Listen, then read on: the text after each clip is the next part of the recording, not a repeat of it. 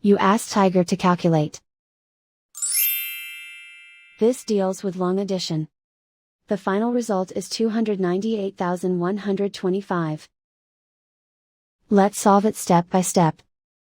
Rewrite the numbers from top to bottom, aligned by their place values. Add up the digits in each column, from right to left. 5 plus 0 equals 5. 7 plus 5 plus 0 equals 12. Carry 1 to the hundreds place. 1 plus 8 plus 7 plus 5 equals 21. Carry 2 to the thousands place. 2 plus 1 plus 3 plus 2 equals 8. 3 plus 6 equals 9. Write 2 in the hundred thousands place. And so the final result is 298,125.